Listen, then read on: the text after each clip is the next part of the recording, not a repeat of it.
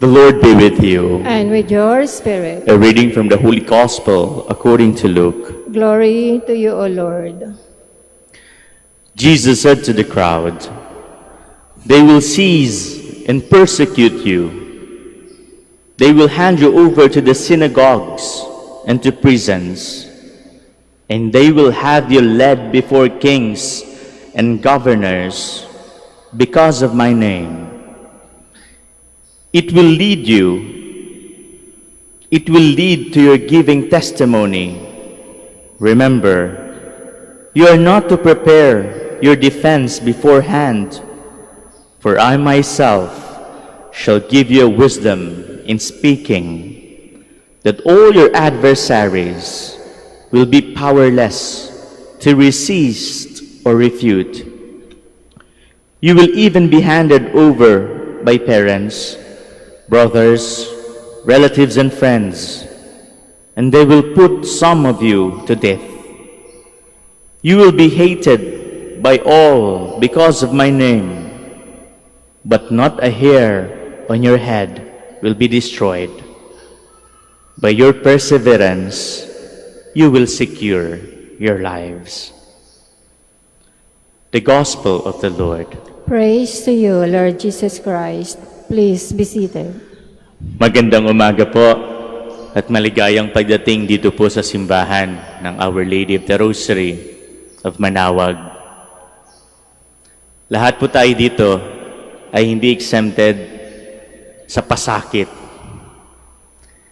Ano po bang mga pasakit nyo ngayon? Ano po ba yung mga dinadamdam ninyo ngayon? Ano po ba yung nagbibigay sa inyo ng sakit, lungkot, iyak, galit? Ano po bang pasakit na pinagdadaanan natin ngayon? Siguro, dumadating yung mga pagsubok na ganito sa buhay dahil minsan sa buhay natin o darating sa punto ng buhay natin na tayo magiging mahina.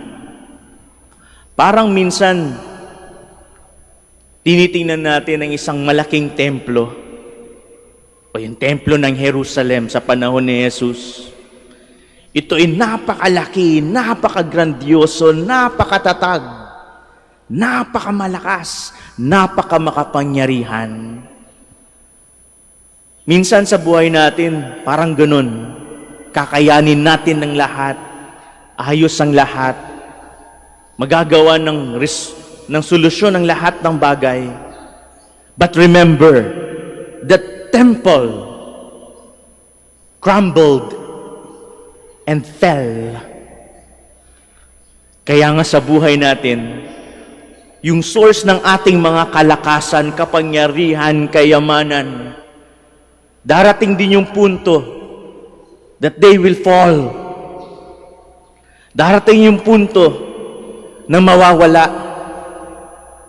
Siguro nung kalakasan ninyo, kaya nyo pa yung ilang trabaho. Sa umaga, may ibang trabaho. Pagdating sa bahay, magbabantay pa ng mga bata, magluluto pa, maglalaba pa. Pero hindi na kayo ganun kalakas ngayon. Lalong-lalo na sa mga matatanda. Siguro dati, yung kabataan ninyo, ang kikinis pa ng mga balat ninyo. Ang babango pa ninyo. Ang gaganda ninyo. Tingnan po ninyo yung asawa ninyo ngayon. Na-in-love pa ba kayo? Diba minsan yung source ng kanilang power, ng lakas ng kapangyarihan, ay unti-unting mawawala. And most of the time, when we feel weak, when we feel powerless, we suffer. We suffer. Kaya nga karamihan sa mga tumatanda ngayon ay hindi masaya. Bakit? Malungkot po mag-isa. Wala man lang makausap. Wala man lang kasama. Wala man lang magbibigay ng gamot. Yung gamot pa naman nila naka-buffet. Monday to Friday or Saturday, umaga, tanghali, gabi. Naka-buffet. Baka mamaya, iba pa yung mainom nila.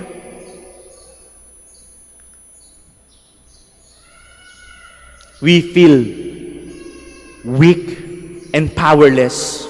Kaya siguro minsan, tayo'y nagsasuffer. Pero kahit na tayo'y nasa peak ng ating kalakasan, meron pa rin, di ba? Kaya't ang pasakit at pagdurusa ay misteryo. Ika pa nga ng ating mahal na obispo, suffering and pains are mysteries and we cannot escape from it. Lahat po tayo noon makakaranas. Lahat po tayo noon makakaranas. Pero may consolation. And what is the consolation? Every pain, every suffering has a promise. Mayroong pangako. And if we suffer, and when we experience pain because of Christ and with Christ, talagang mayroong reward. Ika pa nga ni San Pablo, no?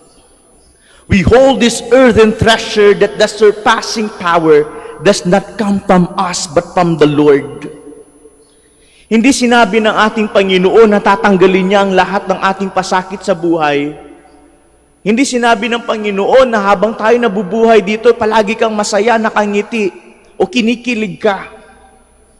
But the Lord promised that He will be with us every time we suffer those pains. The Lord promised that He will be with us. I will always be with you until the end of time. The Lord is close to the broken-hearted. Ika pa nga ng isang salmo. Even though I walk in the valley of darkness, I fear no evil, for you are with me. The Lord will suffer with us. And that is the consolation. Anong consolation doon? Tayo pa rin ay naghihirap. Tayo pa rin ay nasasaktan. Tayo pa rin ay umiiyak. The consolation is, every time you experience them and persevered in them, hopefully we'll learn from them. Hopefully we'll learn from them. Kaya nga sana hindi tayo magiging makalimutin. Kapag tayo po ay nakadanas ng pagsubok, hindi ibig sabihin ay kakalimutan na natin lahat. Kapag tayo po ay natuto, hindi tayo makakalimot. At hindi na natin uulitin ang mga bagay na pagkakamali natin. Ulit-ulit. Paulit-ulit. Because the Lord will teach us to be strong. Kaya nga siguro dito sa atin, sa buhay natin, o kayo na pumunta pa dito, ang iba sa inyo nag-travel pa. Galing siguro ng Manila, sa norte, o sa ibang panig pa. Siguro, we are searching for that consolation. But remember, the Lord is always with us. Kaya nga siguro ang hamon para sa atin ay samahan din natin yung mga nasasaktan. Ay samahan din natin yung mga nalulumbay. Samahan din natin yung mga nag-iisa. And lead them to Christ, who is our consolation. And we will not use them and bring them to their own grave. Kaya nga, di ba, nakakalungkot? Tayo bilang isang bayan, hati-hati na naman. Magulo na naman. People who are in power will lead us to our own grave. Sino na naman ang kakampihan? Mag-a-unfriend na naman kayo. Magbablock na naman kayo ng mga tao sa Facebook. Magagalit na naman tayo. But if sana, sasamahan natin ang isa't isa na maiparamdam ang pag-ibig ng Diyos, ang ating kapatawaran na hinihingi ng iba, at ang paghingi natin ng tawad sa nagawa natin ng mali, at matuto sa ating mga pagkakamali sa buhay, di sana magiging maayos ang lahat. But then we know that amidst these trials, amid these sufferings, there is always consolation. Kaya nga sana, we remain faithful in the words of Christ, because all powers may crumble. Lahat ng siguro ng mga matatag na templo dito, they will fall. But God's words will remain. God's words will remain. At sana po ang hamon para sa atin ay samahan ng mga mahihina, mahihirap, nalulungkot at nalulumbay, na maramdaman din nila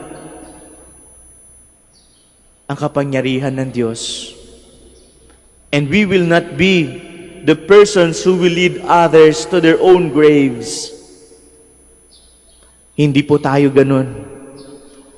Because our identity is God's children. We are God's people. We are His children. Tayo'y sa Diyos. At tayo'y babalik sa Panginoon. Kaya't nawa, ang ating mga pagsubok sa buhay will make us strong, and it will lead us to help others, to lead them to Christ. May the good Lord bless those who are alone, those who are lonely, those who are suffering, those who are in pain, and give them persons who will accompany them.